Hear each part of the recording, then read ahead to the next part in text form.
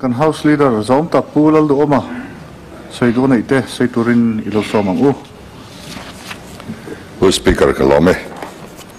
ana sain kan Home Minister chunga lom tu say do he official resolution aron move na thusawi kha kan proceeding kum khwa tur ania kha kan namtan document poimo nakin zel apo kan tlo chan turatan atlingin ka ria chin chuak tak main member te tan po han soinon le trul to lovin thil tam tak ache pakai tangin minon rila alomom ka ti hle ani Myanmar nena kanin kara hian kan riat thei china khovel om tirata kan riat thei china englai main in kalpo hi khap ala ningai lova Treaty of Indabo sa kazira tichuan Burma alo independent po khan ai dependent le vele khan sang ko samli le pariata khan free movement hi amzel thene turin an sarkarin a recognize an passport rules po an ziaklu thlap ani chutiang boken India independent lim a khan sang kazakua samnga kan passport rules ate po free movement hi lotar langin official notification hial an lo chua so wang chuan ram pania mihring thisen in zomte kanin kalpo thei na hi thia ani ngayang ti ngai tuana po hi tun maro rel tu te po khan an lo nei ngai lo British hun lai tangin India independent Burma independent thia tum na lam pangri ru hoi hi om ngai lo renga anem nge na lam lir hi kan mu ania amaro chu mikal zela chuan a guideline han siam that ngai te a huap chin tur kilometer zat han siam that ngai ne te ro chu khoi ani thina sang kha zakwa somrup paria ta te khan kem som lichin ti khan nia sang ni som kem som paruk chin ti ten nia apai lampang hi chu ari ngai lo hrim then India sarkarin policy thar ania Southeast Asia tenen hian social contact te economic thilate sumdon na kong engkima in pole zwala kan kal hi atu veve tan po athang ti erin na nein lukis policy sang kha zakwa som kwa chawa khan siam ania katilai khan Mizoram Legislative Assembly Public Accounts Committee Chairman kanilai nia amuna ianzir chiang teng kan tia tichuan Prime Minister Office phalna kandila phalna kan mu angin MLA ngambasa tenen kan han kala khosak lamram kan han fanga awan nei thak taking king kan kaldarama an high commissioner le an ambassador takha akabatsme te lo ni de vek mai le ngala lim takin min lo dong songa tichuan an sumdon na mun puite kan ena a video te kan ron hona kan phure ema sumdon na khatran mai tura kan in ngai ani amara chukati lai khan PMO khan Burma kan tloi ro khachumin phalsak theitat lova chuti ti lo chu adang chu kan tlo de uveka tichuan kan lo hona kan long chol na nei chun hrui te zol po ha po soi theilo na tuk le ma kan vat lo le zui ngal ani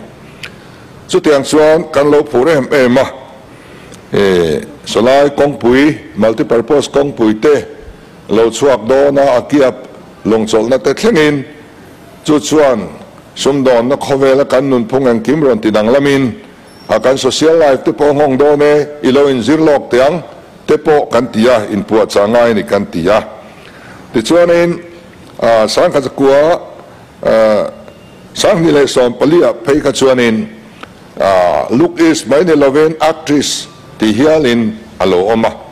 ti chuan kanin kolpo na tur kong pui te po hu nang ma zata ruaman alo ni tin Lancaster station te po buat sai alo ni so zela ai nai zong zelin kan kal ani tin sang ni som pariata bilateral agreement te po sign alone it's out hiala heti taka India sarkar ina angai poimo na chan hi chu Southeast Asia ne na kaning kalpona kan corridor kong omchun ania wang hian kan that pui le do na ngai ani wang ania chu tiang chu ni ngar ngar lain tu na hian tu na hian khang kan look is te kan ak is policy zong zong tele amalama thil local to zong zong te kal zong in kan free movement te po pai tum na le fencing te po ti tum na ri kan kheta a kan tha abar ta a achan nibera kan han pu chu Manipur chief minister in adimana ani he tlatlum dewa ani hi kan ne lo de ani lo mo han ti te ania engemaw chen te po adikang amaro chu pakhada chuan keimani zirlo hi ani veni diktak chuan soya hriom na thu dik ania kan sarkar phasa te ko chua ani vetlat ani hi chu private resolution voi ni ngot he house a hian border fencing ti tur te hian anlo pass to a private resolution chu pu speaker kan hria a opposition te private resolution hi atlangai me ulova opposition private resolution po hi opposition legislature party in an ngai tu phota an thelu trina private resolution tian ina in a thelu tu mi mal ngai dan an ngai lova am na party ngai dan ani zelani ruling party atangata private resolution lo lut te phei hi chu ruling party official resolution tluk ani adang lam na om tak tak lo chu wang chuan kan ngai thak tuang khan kum sang ni le pakhata MLA pakhatin kan international boundary a hung ropna resolution ruling party tran lo lu ta an lo pass to a India yan hi a theng mai havin karing lo kan mit mei an buani chu du tok lovin sang ni le pasaria vaina kan opposition leader nge hian aron pulut le a an pass le kha ani a chuta chuan kha resolution kha nge tum Bangladesh ne na kan inkar Ramri chau hung lovin Myanmar ne na kan inkar Ramri po hi hung ni vero se India sarkar hian hei min phalsak ro se ti kha kan resolution kha khamini khan ani ten khatilai kan chief minister in he house ne ya soi chu Delhi ka kalapia in prime minister ne na le home minister ne na Bangladesh inkar hung chau hi toklo Burma ne na kan inkar hi hung ni vero se ti in kangen sia kala soi zia ni voina he resolution ni min pass pui thei chuan Delhi ka lo juk soi chin hi aron ti chakanga central sarkar pen min hung sak du pha in karinga ti hialina soi ni cho wang se an ni nan juk ngen tlata kan chief minister hovin ruling party in voi ni ngot Burma ne na kan inkar Ramri hungi angeni nan juk nge na voi ni he house da om ta hian resolution hian lo pass to a chu mi ka zel chu kan tuar kan ti lo theilo dik che chu ni diswan khamini khan na sa takin kan in nial ani ke pon hela tu ka soi khan kan chief minister ngei po mani loka zoro assembly a namin pum khan na zongin isaya voina Ramri hung isoi le a itu soi po hin kalani kan tia so wang chuan heng Ramri bar lui divide and rule policy manga an lo siam hei hi ke ni chuan kan pom ve ngai don lova heta kan hung chuan kan pom tina kan recognize tina ani don ni chu wang chuan in thang thar ten min la thiam lawang ei withdraw le ro tin kan nge na in tilu don ni chuan ke ni chuan hen nam poi khoi na hianin kan kut kan silang kan chuak kan tia kan work out ni he house atang hianin bo speaker engemachen parliament ale legislature hian hun kan lo mang ve ta ka hun man ve to zong sama work out ngai khopa thil ka ton voi khan dalani so wang chuan apoi kan tia India sarkarin hetiain ti chot aron hung don ani in ngen tlata kan pas le ngal pat phei chuanin aron tianga kan che thei do lowang kan timol molani khamini po khanin ti chuan kan congress unau to point thei top in an opposani amaro chu an pas lui ani apoi le ani amaro chu chung chu thilani line hei voina kha resolution pulu tu tane ngai Ramri hung kan du lo thu kan an soi tlang kan an lung rual ta hi chu alom chu ka ti khop mai nama kan chiang thar tlang ta nia kapoma nama chiang bere in soi te lo chiang che lo thine mani po speaker tra ma sa po khanin zona ka zota Mizoram chin hi nge katia kan home minister in min chanda na chuan Mizoram chin hi kan la rero kan zir chiang me kan he tiani independent kan move lai zong te kan ram chin po relo in kan lo move lo nia kan har thlai thinang renga helai hian emi hun chunga hei voina kanin lungruala lom oma na se pon lama hian an pu te hian an lungrual pui chiang hem lo ti te po kha ngai to ve thei tak mai nia lo thon na hi chu alom deuh hlek ani po ni seng voina chuan kan ngai dan te kan thla ka nam chungchanga ke kan pen tlang don thei ta nia lana bang hian lomom ka ti hle ani then biometric identification chungchang kan soya Home Ministry in titurin aron fril ani sarkar masakha kan sarkar masakhan biometric identification hi Myanmar atanga kan refuse unau te chungchanga titurin alo pom fel mak to ma polani afin fiana po kan nei ni amaro chu in thandon tre pa khan he nai chu lo chol san ri ro u tian ni an chol sana ti chuan ke ni sarkar na kanon la chowa chun zom to su kan ti ta ni boina hian kan ti top tir ani Prime Minister po ka khila Home Minister po ka khil hei kan chun zom theilo a portal in man Frimahi criminal porter in manga ten illegal migrant deport tour chumi te an ngai tuana portal sun manga criminal an ni bok lova ten illegal migrant an ni bok lo an du wang local an ni lova an chengam to lo minon bela anon tlana ni refugee an ni India hian a protocol ming sign velo maila official in refugee ti thailo maila practical in refugee an ni criminal an ni lova illegal migrant an ni bok lova chuwang chuan a portal in man turamin pe krim hi kan mang thailo tin tong kam point ka hrila ziak point kan thailu tani ten chu mai ni lovin heta lekha ten lo zir ve kum to pan exam huna an certificate Myanmar refugee an ni ti hi chin chianen lo siam turani alo ti bokani sarkar masakha zo kai ni chuan kan siam lovang kan ti achan chu education certificate India ra mun sang kan ena chu tiang achuan kan helova lo chuan tir ngot turin state sarkarian thunai na kan nei po kan in ring lova UGC atang te order a local ani ngot lo chuan kan ti chi apo kan ngai lova hei kan pom thei lova amaro chu emi ruala kan han rot chu sarkar masakhanin thil thatak mai household registration bill kha sang ni som pakwa khan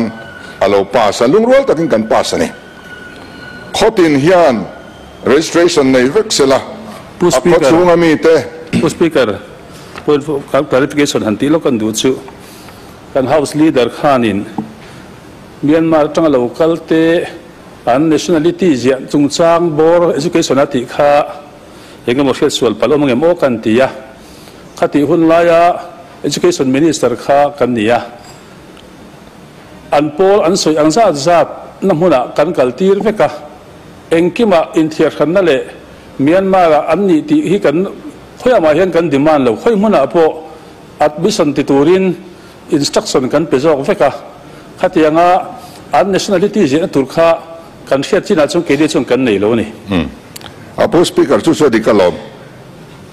biometric identification titur khan sarkar ma sa khan ma la katia education certificate a chuan ma la ti ka soi lo ni chu wang chuan voina po ma la kan tum lo wa tin ke ni lo ti thei ngota po kan ngai chia lo wa ni chu wang chuan ei chu kan ti lo ve top mai ni chu chuan ya tin chu household registration bill chu lungrual takin heta kan pasa mizo te hi kan pipu atanga in chen chia thin nam kan nia kan lo te la lai tang ten kho chiar kan nei thin ani tiswan kan in chen chia thlap thin ani chu kan lo nei lo ta a he ta chim lama te kan population abnormal growth in akal renga ron lu ruanom renga tuna refugee te chu temporary thil ani mai zoka englai point kan rama hian lo lut ru kan nei renga kan mang an pui ani Bangladesh atangten West Bengal in lo dang seng lova Assam in lo dang seng lova Mizoram anon lu ta kan hrevet ani chu mi chu kan lo ti top theina ber tur chu khotin hi in chin se la register nei la pem don in pem le kha la thlapila pem le khatel lo chuan tu khwa ma lo dong song lo sila ko khan pem le kha kan lang che hian hei kan nei chuan kan himang ti in sarkar ma sa khan ngai to na thatak alo senga chu chu kan pas ani amaro chu India president pompuina assent tangaya India sarkar khan president khan apom theitlat lo mai alo ni a tama sa po khan kha khai nge kan thlen tak tin kan in zot zeu zeu thina san na mu mal kan dong theilowa mania Delhi kan zukal khan home minister le prime minister ka soi puya tichuan home secretary tenena bo zui turin minti a tichuan home secretary nen kan han soi dun le a withdraw mai ro in bill kha athar ron thelut mai ro a chan chu kan pom theilo ni kan pom theilo thil in thu nei nei na pha lo thil in da nual maya withdraw le mai ro min lo tia tichuan kein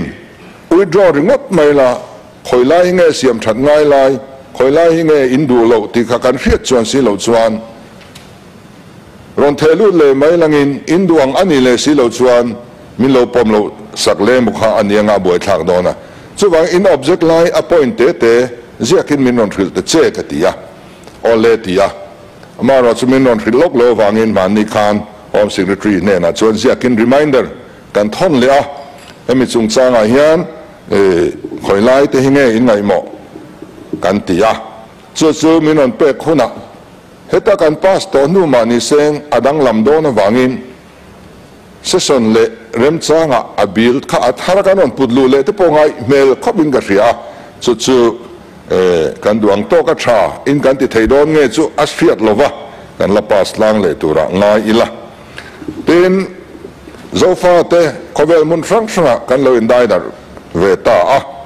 a chang tu big department de te po siam chho te po a tha om mange kan ti thina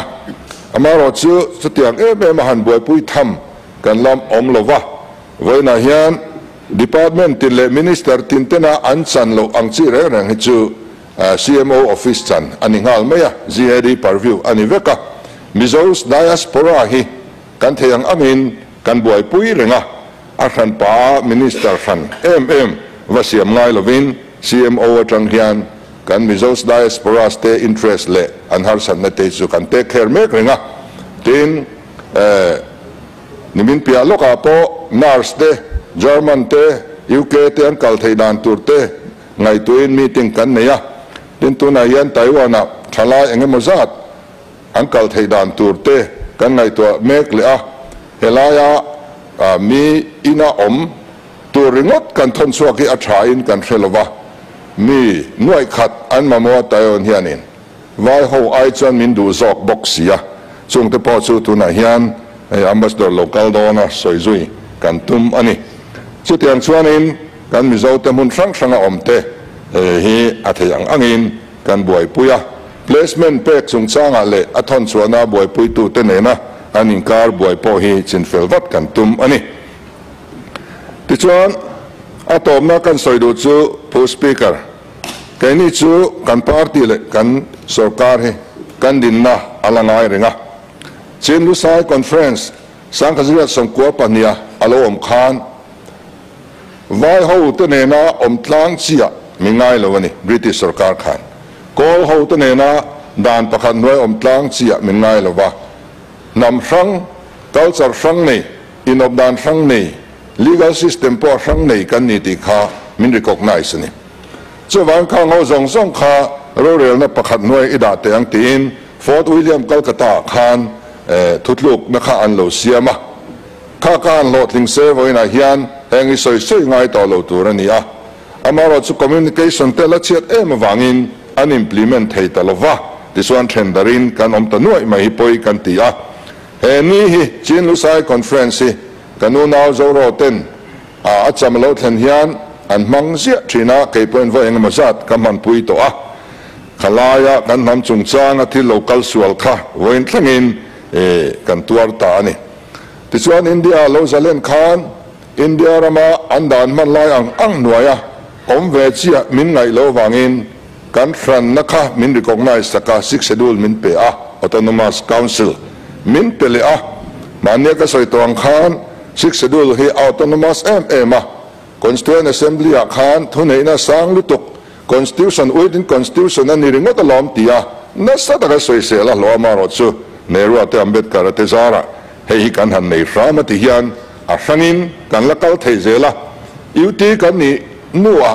kan 6 schedule kan an pai lau mai district council kan an pai lau mai hi apoi tak zeta Meghalaya ti chuan an la chom vek ani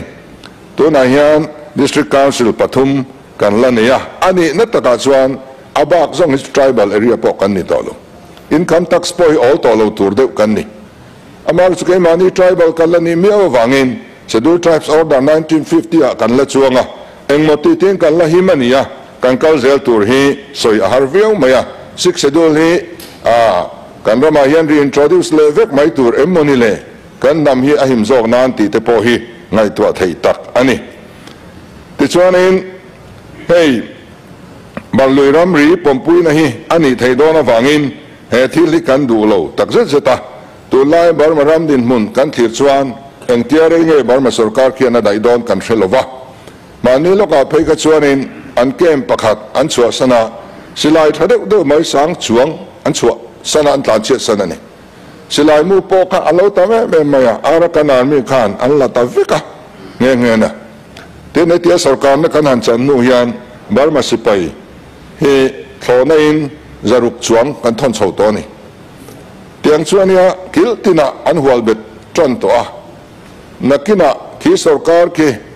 sipai sarkar ki lo tu ta sila eng tin nge om don ti hi tu man kan soi thei lova amaro chu chung hun thlir rana nam in pum khat na kong khwanu hian min sial sak don an yom mange ti ri ru pu chunga he thil lo thlen tur he bo ruak in lum le tikan lo ma chon angai tak meu mewa kan in ka adai dan ne siam zo kan che thi ahun lo tak zet ani mania chuan Delia railway minister nen map kanen duna a residenza Bamaram kalzel dan tur han ngai to hian seaport te po hi kan nei pe mai theidan aom don hi mole ti te thlangin kan se ni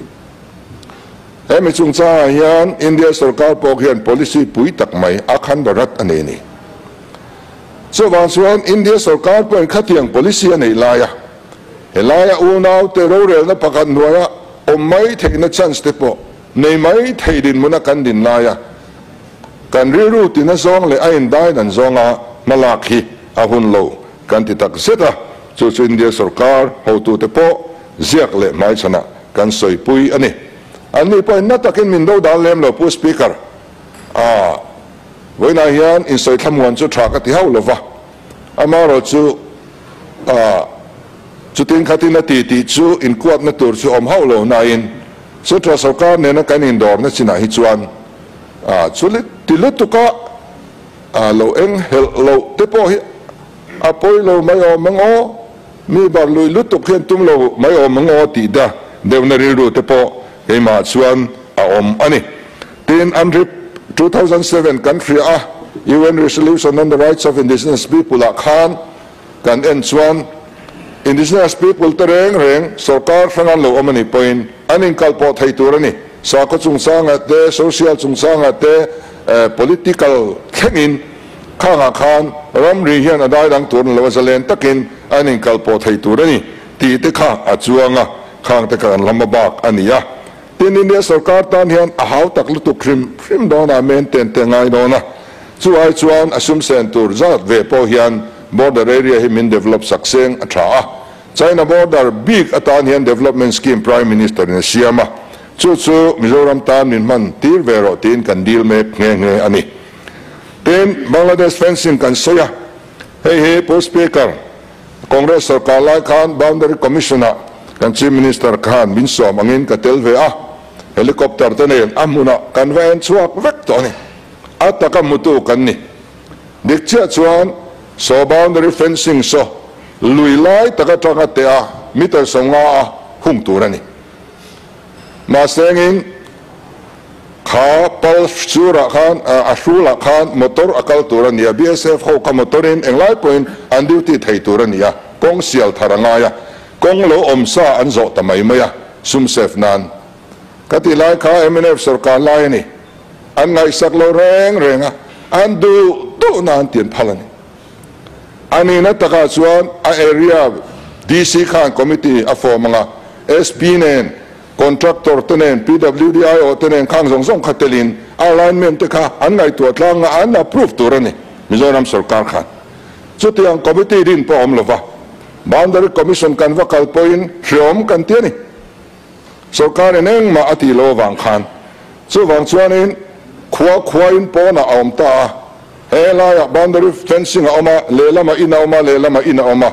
ani na au pharengani ma se in kom tur chuan ke eng ma za tan kalanga ya gate a chau alu the ta chuan en duty ya ma ni le da fe tur point permit anga ni ram boila yang mai khani le lam Bangladesh mi te chu du to kin no kalani ke ni mi te chu an sikula pon kal thai to lo an fila po an in khel thai to lo biak ina pon khom thai to lo tiang khang kem thum kem nga hla te kan ram chung anon hunga apo ema tu te nge mo phur kan ti chuan khati online sarkar tho khani kan va en dik chin a chuan a chung lam a pia lam nar lam an hung chin chuan ti thato ni chung te chu thilom ze ania kan han soilan ta ka chuan kan soidua to na yan tria wa hung se kha chi ka kan chan turani chakai khor tur pen kan ka hlei thei don to lo re nga chiang so wangin heng ti chen ni lova kan central me te nan du lo thuan chua NGO te nan du lo thu coordination committee mangin an chua le kha te po min ron pe chu tiang chu ani chu wang chuan voina hian abik takin kan BJP unau te po kha khulaman thil ti theina khan mang selangin khatia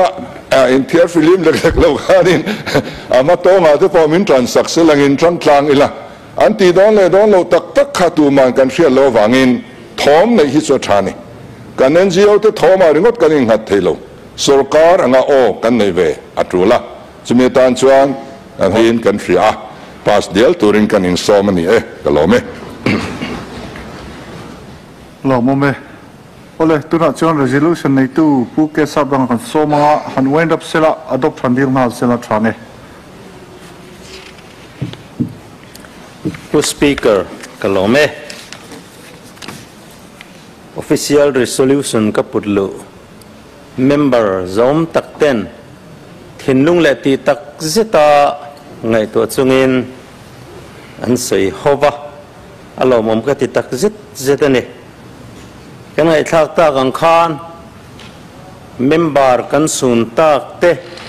ming han soi lan te ngaya tin vena opposition bench atanga min wop tu kan ho tu te ming han soilan te nga ya a thon thui na keng tel miau boxia thil soi nuam tak ani haulova chuti lain kan leader of opposition khan positive takin alo dong song thiama along ka ti tak zeta achunga pobik takin lom thu ka soyene นี่อาศัยตากังคานมามีมาเรื่องรวกตัวติรอันนี้วางเงินทุกตะกินเตียงขันรอนเตียนนี่ไหมนี่พอลฮีทุกเทียนนี่เขาตู้เต้นเฮกรู้วันที่สุดนั้นเฮกตบไม่เจอข้านี่เชื่อวางเงินอันนี้ต้นตลากังเริงวิววันนี้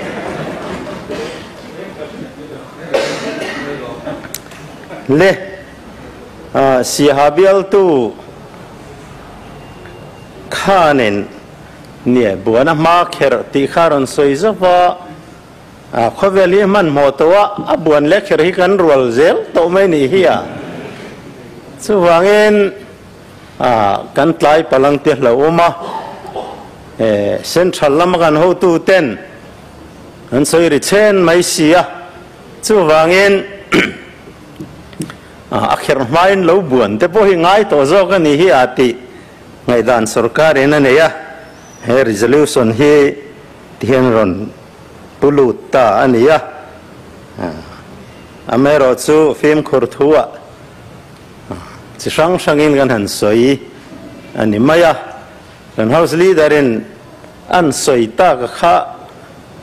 ngen ka lo tum rau ani ya ini sih ngasuan matong bertur le kan mathe tur le auring bertur kan beisai si habil tu kha loin hum sekse kan du le ni le biometric chungchang kha kan han soi lang zok zoka biometric issue hi claimin adang lam deuh le ka hemi border fencing ti te nen hi chuanin ain ang lo deuh hleka deportation chungchang ako ka chu wangin resolution a hen ron tel lo ania kan house leader in chiang takin soi kha han soi fele chuan ngai om love tin international boundary ania a security chungchang hi state sarkar ko to mani lova central ko to mania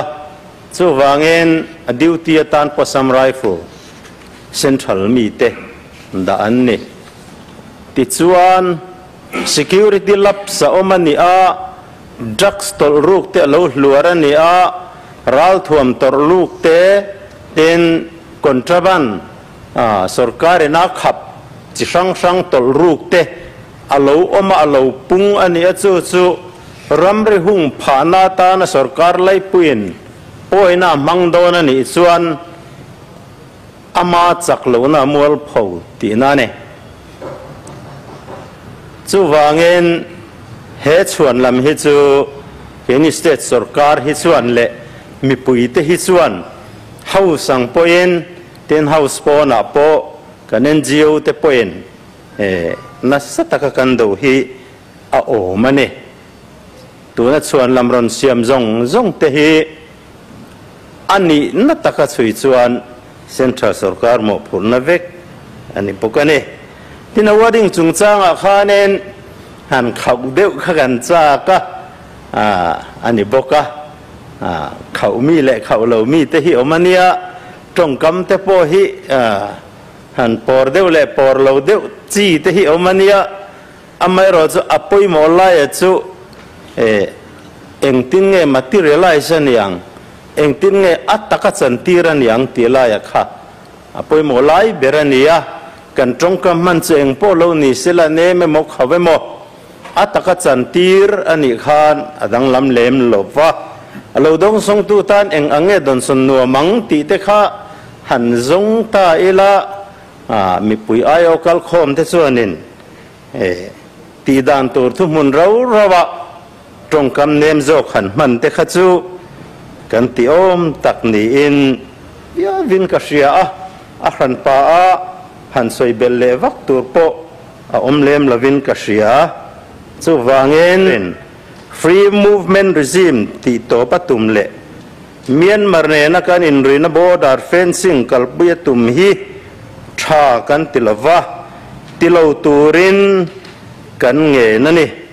diklo taka British sarkarin divide and rules policy manga zofa te min thendar hi ro rel na phat nuaya kan omle theina turin ma min lak pui jok ro se ti hi he hausian adopt turin karon dile